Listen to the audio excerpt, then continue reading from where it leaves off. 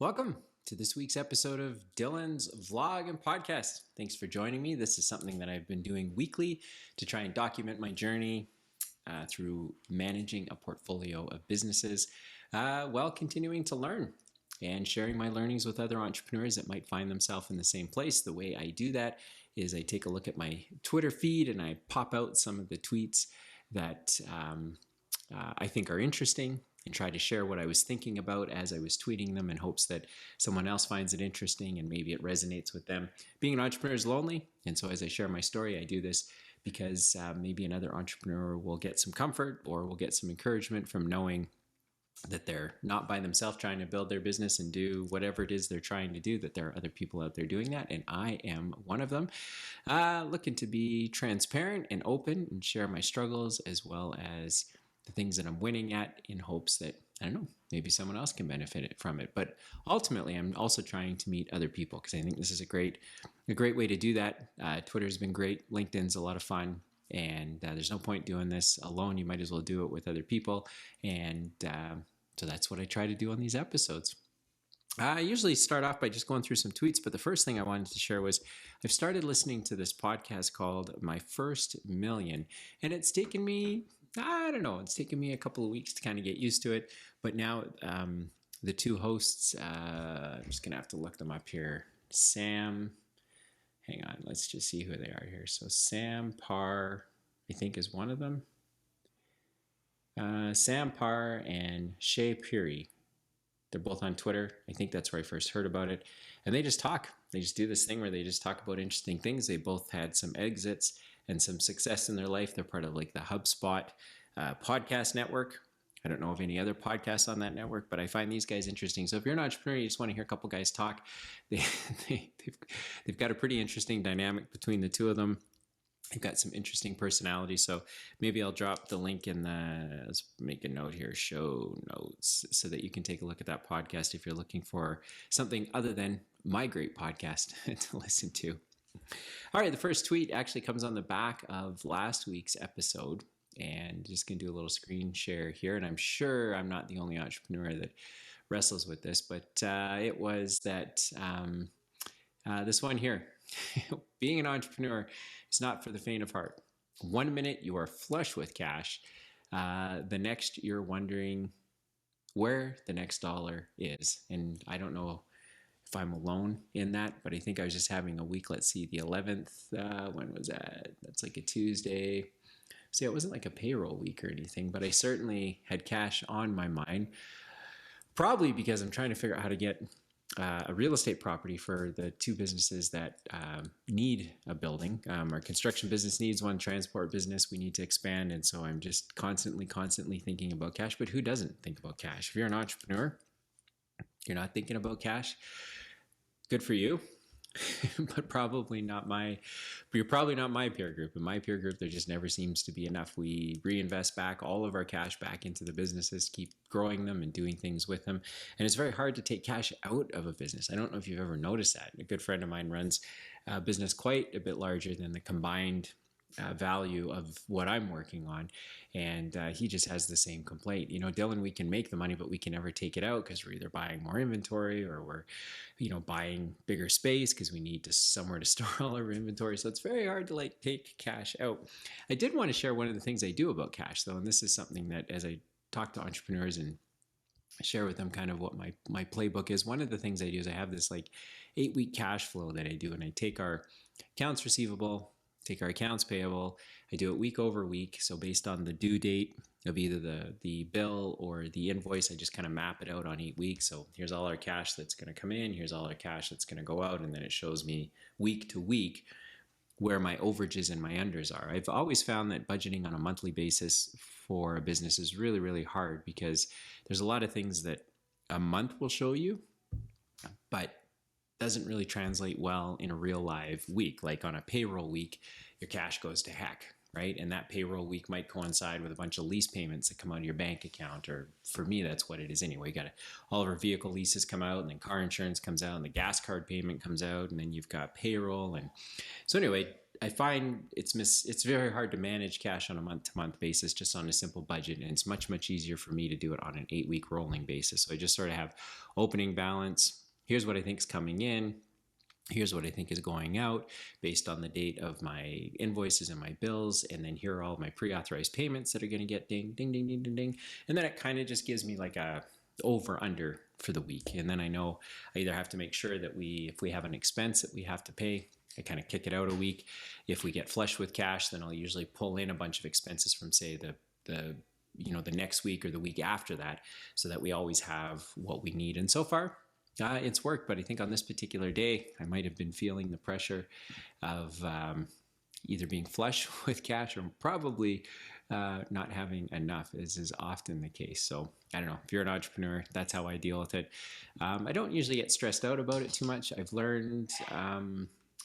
I probably learned just ahead of COVID. COVID was a good reminder of how important it is to really have a good sense of how much money your business is spending and where it's all going. And there's no point talking about cash if you don't have any profit. And so then that sort of forces you to work backwards to say, okay, is our business actually profitable? Like, do we make money, or do we just move it around? And so being able to have a profitable business means that you end up at certain points having excess cash flow over and above what your monthly burn is. And then as an owner, you can decide how you want to take that money out, or whether you want to pay down debt or what have you. So I don't generally freak out about money because the businesses that we're running are profitable. If I have moments of a panic attack, it's maybe because the cash doesn't hit my bank account on the days that I need it. We try to run very low accounts payable, so we try to match invoices with payables so that we're not running any kind of deficit. And so that's also part of my personality. I like sleeping at night, and so I have to know where our cash is. And if you're an entrepreneur and you find yourself freaking out about cash flow, the first thing to do is just figure out, is your business profitable and is it generating cash? And then if it is generating cash, what's your mechanism for managing where all of that cash is going? So anyway, that was a tweet. I don't know, maybe you got some tips for me on how I can do a better job managing cash, so I'm not tweeting things like 1 minute you're flush with cash and the next minute you're not. The other tweet that I had that I wanted to spend a little bit of time talking about is this one here that says, for those of you running a startup, you may get tired of hearing this, but stop adding features and start talking to your prospects and your users. It might be paper, but you don't know what you don't know until you start engaging with your prospects and users. And I think right behind that, following day, I tweeted something about Andrew Gazdecki, who has a company called MicroAcquire, which is pretty cool. And if you don't know who Andrew Gazdecki is and you don't know what MicroAcquire is, you should check it out. I won't waste time talking about it, but Andrew's pretty cool. He's on Twitter. He's a great marketer. I mean, the guy just lives and breathes it, and it's extremely frustrating that he's so good at it, but it's great. He does a great job on LinkedIn, does a great job on Twitter, and is certainly, this is not his first rodeo. But anyway, he makes a lot of comments all the time about, doing everything very manually first and then automating. And so my tweet that kind of goes behind that last one was, micromanage the experience for your app or product or service, and then automate with software. Doing it the other way is a colossal waste of time, and no one will use your thing the way you picture it, do the work, and then automate. And I think I was kind of on this whole track of doing that. Let me see. I think there was another one I had in here. No, maybe not. Anyway, the general idea is as you know, I've got 2 online platforms that I'm trying to build some traction on. One of them is an on-demand labor service. The other one is an online business evaluation platform. Both look great on paper. And now that we've spent so far this year looking to build traction, get traction, market traction, that sort of thing, it's actually a real lot of work. But aside from the work of marketing and sales and everything that's involved over there, what I found with both of these platforms is that they're not being used, or the problems that I'm having are not problems I could have ever anticipated. And the online on-demand labor platform in particular is extremely frustrating because I seem to, I don't know, the people that are using it just seem to hit all the blind spots that I didn't know about when we launched it. And it's good. I'd rather get through them sooner rather than later. But even today, we ran another project through it, a couple of guys for 5 days. It's about a $1,600 project on the platform. But we had an issue with a worker who was having problems with their bank account connecting it, and kind of had to just sort of work through a process with our customer service, or actually our success coordinator is how we refer to her.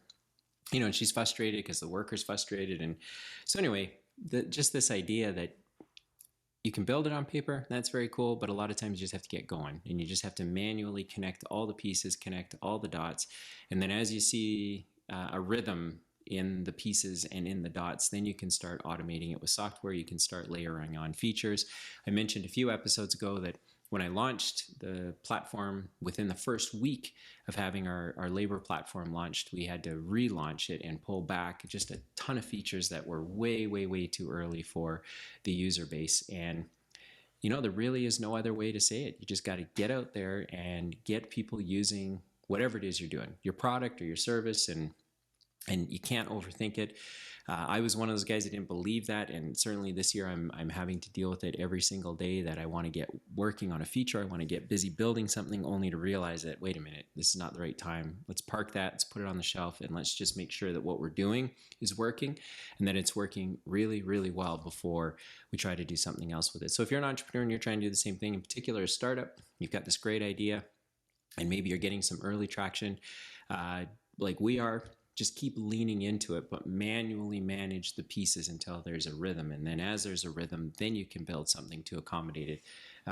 Because if you do it any other way, then you're just going to waste your time, and it's going to be frustrating, and you're not going to get to where you want to get to. I heard this thing, I don't know, I think I share this story all the time. I always forget who I've told it to and who I've not told it to, but I heard about this university in the United States. After they built it, they didn't bother putting down the sidewalks. The engineers or whoever was responsible for it just said, we're going to just watch how people naturally walk around the campus. And then as they walk around the campus, they're going to put a wear path in the grass and in the field. And then after time, we're just going to go ahead and put sidewalks where people organically have been walking. And that's always stuck with me as an idea. And now that I'm 4 months into launching these two platforms and really trying to make them work, I can really see some value in not getting too far ahead of the idea and just letting it work. So I don't know, if you're an entrepreneur, maybe you needed to hear that. Maybe you needed to hear that you can't get too far ahead of yourself. The next tweet that I wanted to share was one from, let me just make sure I can pull it up here. And if you're not on Twitter, it's great. It is for sure a cesspool, no question about it. But if you end up really curating your,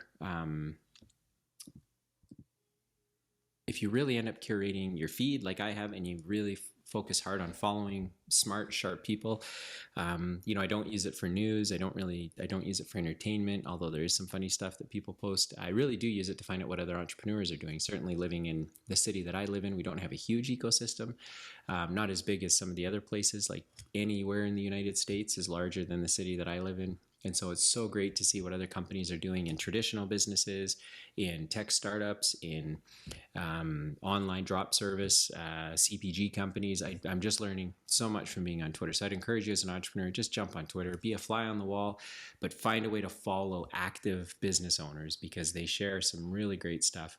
And again, it's on the right day. It's nice to see that other people are fighting the same battles that you're fighting.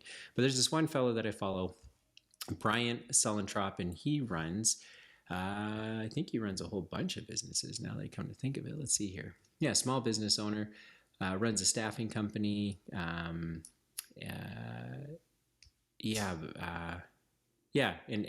so anyway, runs a virtual assistant company and a cleaning company, I think, as well. But he had posted something that had said, someone booked a sales call with us last week. Early on, it was obvious that they were just trying to learn about the business model, trying to figure out how to copy us. What did I do? I answered all of their questions. Why? Because we're growing our VA placement agency through execution and hard work. Now I'm just motivated to grow and scale even faster. If you're reading this, please let us know. We're absolutely going to crush you. So this is some of the humorous stuff that I have found, but it did get me thinking because I ended up talking about it this morning with my general manager at one of our shops. And this idea that as an entrepreneur, you think what you're doing is so unique. You think it's so special. And that's not to say that maybe it isn't for a moment, because the rest of the markets are pretty efficient. The rest of the market will figure out what you're doing.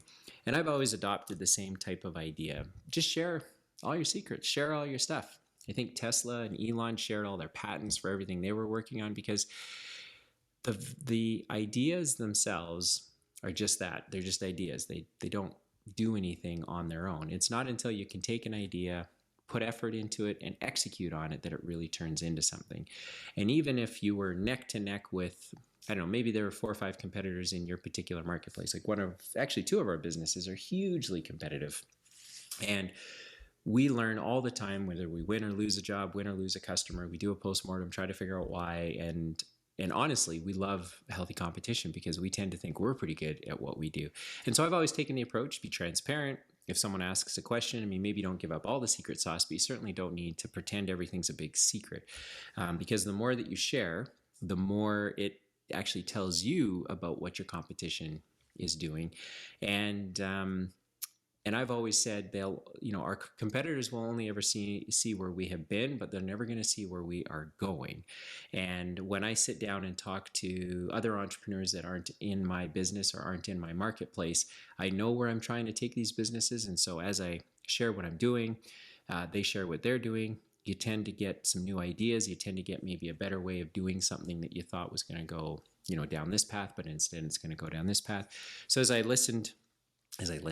read Bryant's tweet about someone that was interviewing him to try and learn about his virtual assistant business, I had tweeted back and on the podcast wanted to share that as an entrepreneur, I think there's a lot of value in sharing what you're doing.